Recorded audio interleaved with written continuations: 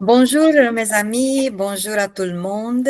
Voilà, donc on a notre premier entretien vidéo pour le projet Fil de Supération qui en français, on peut le traduire comme parcours de résilience. Moi, je suis Adriana Godin-Metz, je suis la présidente de l'association non-profit Bergamont en Espagne.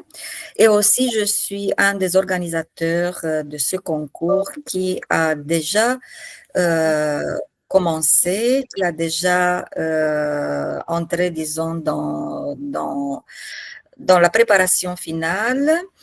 Euh, et pour vous, que vous compreniez un peu mieux, donc c'est un concours de talents féminins, et pas seulement, mais surtout féminins, amateur en design de mode qui aboutit à la création d'une collection unique et à un événement final à impact social. Ce projet fait la promotion de la mode durable, surtout pour l'utilisation de vêtements de seconde main. Elle entame aussi la création d'un réseau de collaboration entre différentes structures sociales.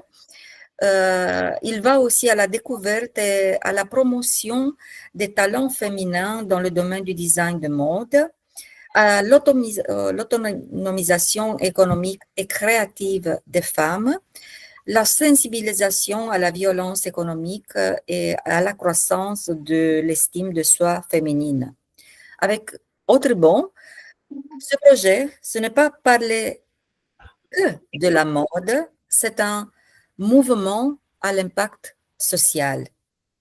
Nous ne cherchons pas seulement du talent, mais nous souhaitons transformer des vies et sensibiliser à des problématiques importantes. Voilà. Le 30 juin, notre appel aux candidatures s'est clôturé et nous voici avec nos finalistes. Vous êtes notre première finaliste.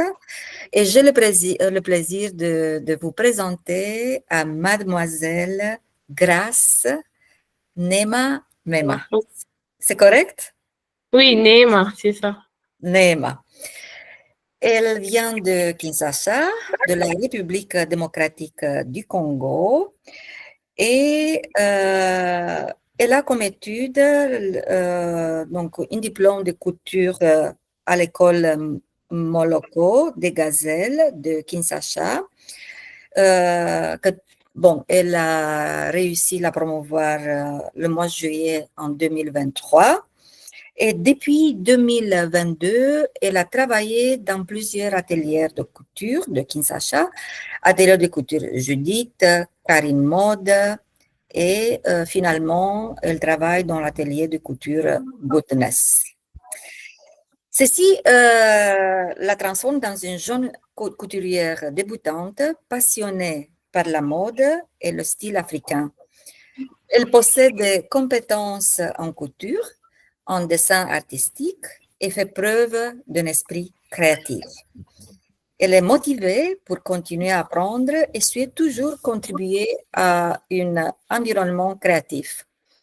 Bien qu'elle soit encore aux premières étapes de sa carrière, elle dispose déjà d'une précieuse expérience pratique acquise lors de plusieurs stages en atelier de couture entre 2022 et 2025. Et au cours de cette expérience, elle a confectionné une grande variété de vêtements comme chemises pour les hommes, jupes sirènes, robes boubou, ornées de perles, bustières et jupes évasées.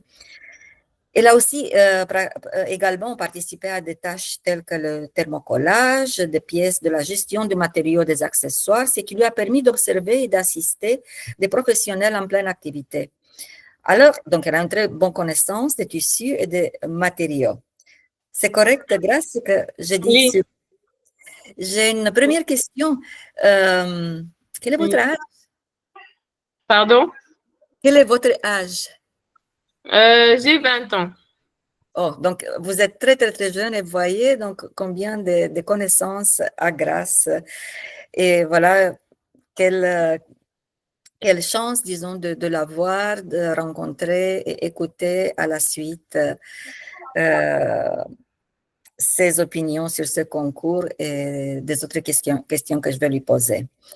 Je voudrais aussi vous dire que même si elle est tellement jeune, elle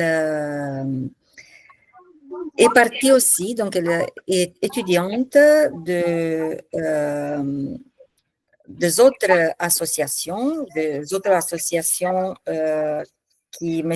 Franck, qui est ici en ligne, va me aider un peu plus tard à la fin de cette conversation pour être sûr que je veux prononcer bien. Mais je crois que cette association s'appelle Un avenir brillant, aussi de Kinshasa. Et c'est une association qui a un but éducationnel et formateur très important, mais on va parler de cette association avec une autre occasion. Grace participe dans ce concours aussi via l'association française Enfance Espoir, Afrique Espoir, donc Enfance Afrique Espoir, qui est une association française située à Lille, au nord de la France, très proche de la frontière avec la Belgique. Et c'est une association qui soutient les enfants et les jeunes d'Afrique en établissant un pont entre les opportunités en Europe et les besoins de ces jeunes. L'association promouvoit l'émancipation et l'autonomisation des jeunes femmes en Afrique par le biais de formation et de soutien à l'éducation. Donc, pourquoi j'ai dit tout ça au début? Pour faire encore cette liaison, donc comme je vous ai dit, entre nos projets, la mode et surtout la cause sociale de l'aide, entre aide et émancipation de la femme en général, pas seulement en Europe, mais aussi en Afrique. Eh bien non, grâce. Voilà. Merci beaucoup pour ta patience. Je voudrais un peu vous mettre quelques questions. Donc, je vais commencer dans un ordre que j'avais pensé. Je voudrais vous demander, que ne pourriez-vous pas imaginer de votre vie sans? Ça veut dire, qu'est-ce qui est indispensable dans votre vie? D'abord, ce qui est indispensable, c'est d'abord Jésus. Parce que c'est lui qui me donne le souffle de vie chaque jour, de me lever chaque matin, d'aller étudier.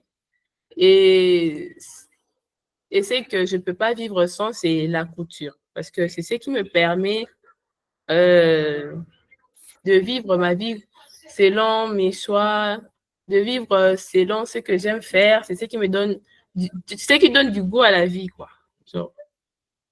Donc, la culture, pour vous, via votre croyance, et pas seulement via votre croyance, donc la croyance et la culture donnent un sens de votre vie et ce que vous voudriez faire au moins maintenant.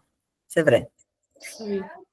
Comment se déroule une journée typique de votre vie, Grace? Bon, chaque jour, quand je me lève, je fais d'abord les travaux ménagers. J'aide ma mère avec le ménage, la cuisine. Et ensuite, je pars étudier à l'ISAM, là où j'étudie l'université. Pendant les heures de pause, je regarde des inspirations sur Pinterest pour enfin m'inspirer un peu. Et après, je rentre à la maison. Que je fais. À quelle heure vous rentrez à la maison, normalement? 17h30. Et je crois que vous continuez votre tâche d'aide de la famille, de la maman, n'est-ce pas? Oui, oui. Parce que même le soir, il y a à faire. Il y a la cuisine du soir et la vaisselle. Très bien.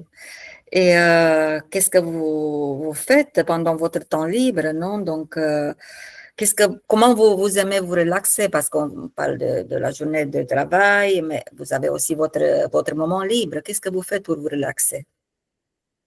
Je lis des livres d'action, de romance.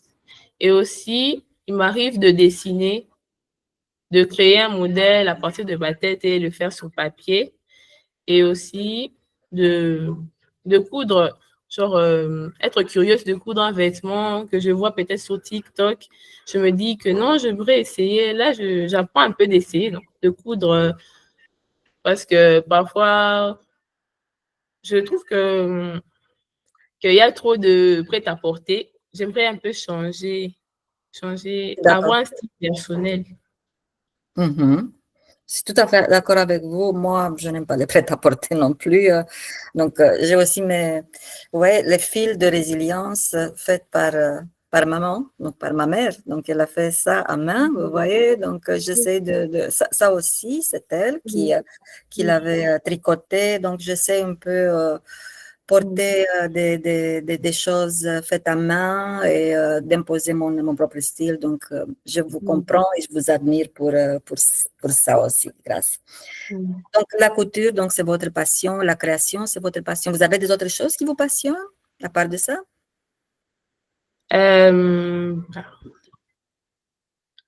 Non, je trouve pas.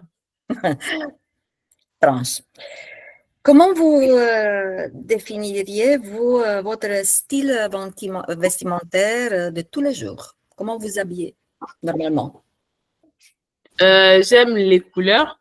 Donc, à chaque fois que je porte un vêtement, il faut qu'il puisse avoir une couleur vive. J'aime pas porter des couleurs sombres. J'aime me faire remarquer, genre être libre de porter ce que je veux. Donc, d'abord les couleurs, être chic, porter des accessoires africains, le mélanger avec le style moderne. Et j'aime aussi être élégante. Un autre point commun. Moi aussi, je suis un peu contre le courant noir, gris, je ne sais pas, monochrome de l'Europe. Aujourd'hui, en Europe, on va même pour les mariages habillés en noir.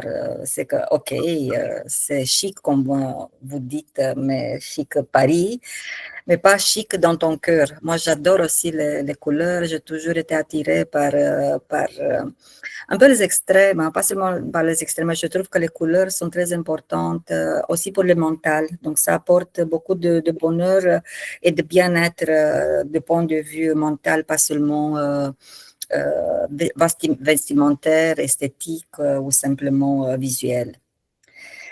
OK, merci beaucoup. Et maintenant, je veux vous poser la question la peut-être plus directe de cette interview. Qu'est-ce que vous a inspiré de participer dans notre concours? Qu'est-ce qui m'a inspiré? Oui, pourquoi vous avez voulu participer?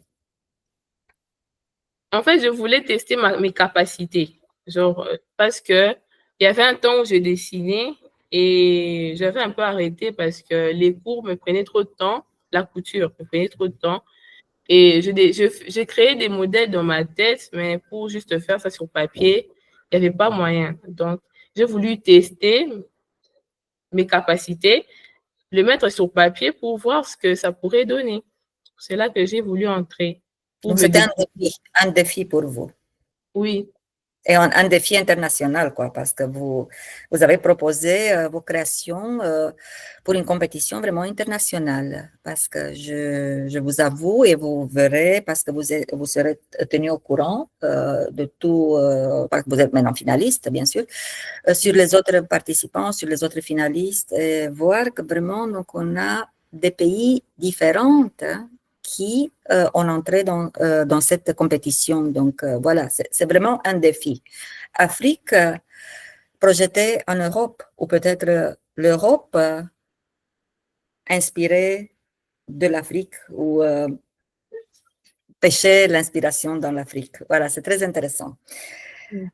Qu'est-ce que vous avez... Oui, je sais, vous avez envoyé une description de vos propositions de look, de vos propositions vestimentaires, les 4 modèles qu'on on vous a demandé. Mais je voudrais, encore une fois, donc pour le public, donc pour les gens qui nous voient et nous écoutent, qu'est-ce que vous avez voulu exprimer à travers des 4 modèles? Qu'est-ce que vous avez voulu transmettre? Généralement. Généralement, bien sûr, généralement. Donc, on ne va pas faire maintenant l'analyse des modèles que vous avez proposés. Donc, les idées à l'intérieur de vous, oui. Oui. En fait, généralement, les modèles font allusion à la femme.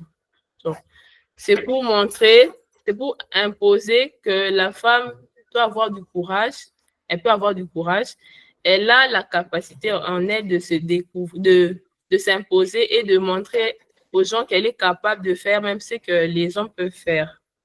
Que personne ne doit la dicter de ce qu'elle aime faire, que personne ne doit la bloquer dans ses projets.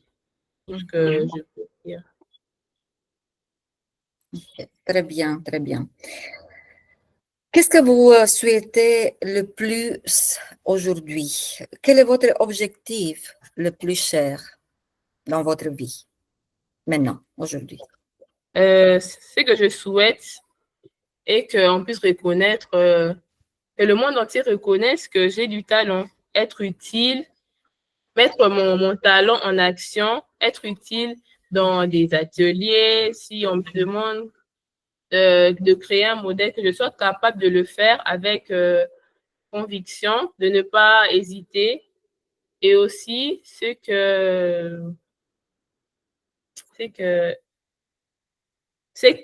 mon objectif le plus cher, c'est de mélanger le style africain et le style moderne. Parce que parfois, les gens banalisent le style africain, que non, c'est maintenant le style moderne qui est à la mode, et alors que non, le style africain aussi peut jouer un grand rôle dans le style moderne. Ça peut faire un joli mélange. Je suis tout à fait d'accord. En premier, donc, je salue votre ambition. C'est une qualité absolument importante aujourd'hui dans ce monde compétitif qu'on vit.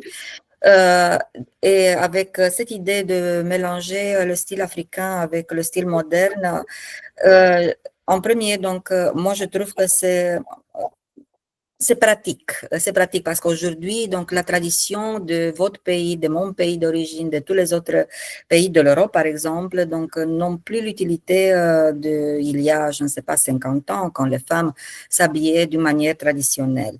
Maintenant, les gens et les jeunes s'habillent très moderne, mais avec du goût et du style. Et c'est toujours bien avoir un style propre et pas copier ou, je ne sais pas, se mettre en uniforme, disons.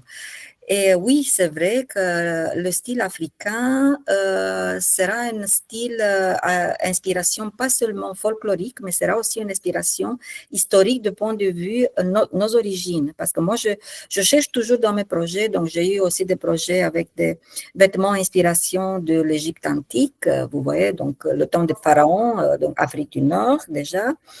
J'ai eu aussi des autres projets historiques et je trouve qu'aussi l'Afrique peut jouer un rôle important dans cette culture immatérielle et transcendantale même, qui vient aussi de notre origine, parce que nos origines sont en Afrique finalement, et tout le monde le sait. Ok. Quel est le conseil le plus significatif que vous avez reçu au cours de votre vie? Le conseil, Oui. Moi, c'est plus ma mère qui le répète chaque jour, que la vie est comme le couteau. Parce que si tu joues avec le couteau, tu pourras te blesser. C'est un peu comme la vie. Genre, il faut prendre tes choses en main et pas faire de bêtises, ne pas abîmer ta vie parce que ça ne tient qu'à un fil et qu'il y a certaines personnes qui cherchent cette vie. Il y a des personnes qui cherchent la vie que tu as pour pouvoir évoluer et tout, et alors que toi, tu as la chance et tu le prends pas en compte, en fait. C'est un peu comme le couteau. Oui, c'est vrai. C'est vrai. Et quel sera votre conseil? Donc, quel conseil aimeriez-vous donner aux autres, à nous, aux écouteurs? Ok. Le conseil que j'aimerais donner, d'avoir confiance en soi. Parce que si tu as confiance en toi, tout ce que tu aimerais réaliser va s'opérer dans la vraie vie. Et que si tu hésites, tu ne pourras pas avancer, voire même des nouvelles choses que tu n'as jamais essayé. C'est juste avoir du courage et de la détermination, ce qui te permettra d'avancer dans ta vie être une nouvelle personne de toi. Merci beaucoup. Ça me semble, Grâce, que vous êtes une femme heureuse. C'est vrai? Et qu'est-ce que ça vous rend heureuse le plus? La nature, les animaux, les gens? La Les gens, couture, la couture, je sais, donc à part de la couture. oui, la couture, ce qui Quelle me autre rend chose? heureuse. Oui. Ce qui me rend heureuse, c'est de savoir qu'il y a un Dieu qui me protège chaque jour, chaque matin, même si je ne le vois pas, mais je sais qu'il me protège. Et ce qui me rend encore heureuse, d'avoir une famille aimante et d'avoir des parents qui se battent chaque jour pour te faire étudier. Et ce C'est qui me l'amour. rend heureuse. C'est la Pardon? définition de l'amour. C'est la Oui. définition de l'amour qui vous entoure. Très Oui. bien. Voilà, donc je crois on va vers la fin de notre interview avec vous. Et la dernière phrase que je veux, en fait, la dernière question que je vais vous poser, c'est avez-vous une phrase ou une devise qui vous représente et que vous voudriez partager avec nous? La phrase que je me répète chaque jour quand je m'habille, je me dis que je suis unique. Assume-toi, assume ta beauté, assume ta culture, ta personnalité. Tu n'as pas besoin d'être comme tout le monde parce que Dieu n'a pas créé tout le monde de la même manière. Et tout ce que je pourrais dire, c'est de s'assumer.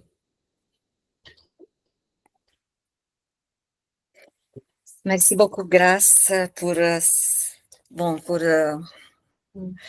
nous, nous accueillir dans votre univers. Donc, parce que c'est vraiment un univers. Voilà. Qu'est-ce que je peux vous dire encore une fois? Simplement dire que tout ce que Grâce nous a raconté entre dans notre concours, dans le message de notre concours, qui en français, donc je crois que je dis ça, mais sinon je dis encore une fois, donc c'est traduit par parcours de résilience. Donc c'est notre résilience de notre propre vie. Et la collection de grâces proposée s'appelle Liberty, ou Liberté en français. Et cette collection célèbre, selon ce que moi j'ai compris, célèbre la femme en tant qu'être en constante évolution, belle à chaque étape de son parcours, tel un papillon qui émerge de sa chrysalide. Cette collection invite chaque femme à embrasser sa propre transformation, à exprimer sa singularité et à porter avec fierté les traces de son histoire. Voilà. Et c'est pourquoi on a invité Grâce à cette interview. Et je vois qu'à travers d'elle, on est entré déjà dans le monde fascinant de la création vestimentaire en Afrique. La continuation sera la suivante. Donc, elle sera invitée à participer en ligne à la résidence du projet qui aura lieu à Barcelone du 21 au 25 juillet.